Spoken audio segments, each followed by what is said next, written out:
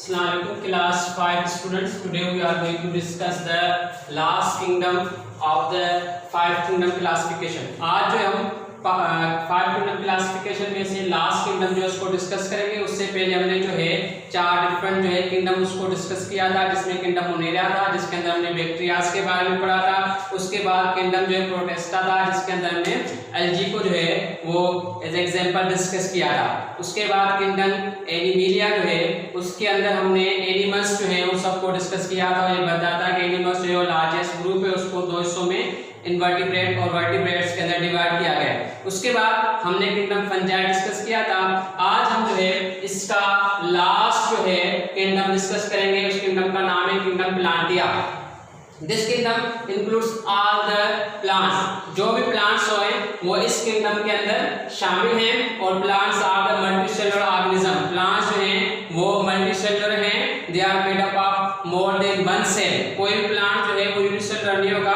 All plants are multicellular.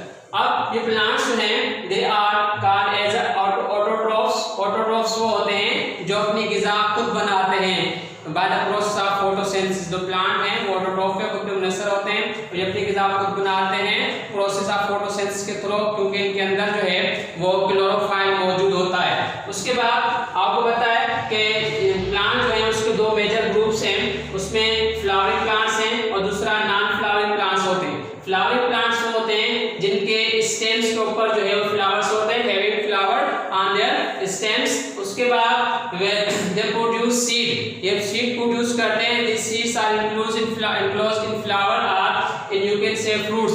Fruits के अंदर जो हम फ्रूट्स खाते हैं उसके अंदर हमें सीड्स मिलते हैं। जैसे आप देख लें कि हम एप्पल खाते हैं, ऑरेंज खाते हैं, अभी मैंगो जो है खा रहे होते हैं तो मैंगो के अंदर सीड्स मौजूद होता है। तो इनके अंदर जो सीड है वो enclose in a fruit you can से आल्सो रिपन ओवर इनसे किया जाता है। इसकी एग्जांपल जो हमारे पास वो है रोज है, गुलाब का फूल देखा होगा आपने, ऑरेंज, एप्पल, राइस, ये सारे क्या हैं फ्लावरिंग प्लांट्स हैं, क्योंकि इसके अंदर जो है वो फ्लावर प्रोड्यूस हो रहे होते हैं। उसके बाद हमारा जो नेक्स्ट है वो है नॉन फ्लावरिंग प्लांट्स। ये वो प्लांट्स होते हैं जिनके स्टेम्स के ऊपर किसी किस्म के फ्लावर जो हैं वो प्रोड्यूस नहीं होते। इसकी जो बेस्ट एग्जांपल है कॉनिफर्स है। कॉनिफर्स अगर आपके पास बुक है तो बुक के अंदर आप देखते हैं कि सारे कॉनिफर्स हैं, 3 दर्ज जो हैं दर्ज दिए गए हैं, तो ये कॉनिफर्स कहलाते हैं।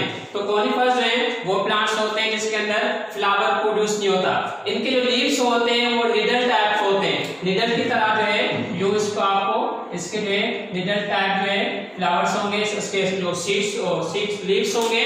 अब लीव्स जो हैं उसके अंदर जो है रिप्रोडक्टिव ऑर्गन्स भी होते हैं। जब वो स्प्रेड होते हैं बाय विंड या बाय वाटर के, तो एक जगह से दूसरी जगह ट्रांसफर होते हैं, तो इनके अंदर रिप्रोडक्शन होती है, वहां पे इनकी ग्रोथ होती है। उसके बाद कुछ जो most of the non flowering जो प्लांट्स होते हैं उसके अंदर स्पोर्स प्रोड्यूस होते हैं। वो स्पोर्स जो हैं आगे जाके छोटे स्पोर गिरते हैं, गिरने के बाद उसमें से जो है न्यू फ्लावर या न्यू प्लांट जो है वो ग्रोथ होता है। तो आज हमारा लेक्चर था वो हमने प्लांट्स के बारे में डिस्कस किया। मैंने आपको बताया कि प्लांट्स क्या हैं।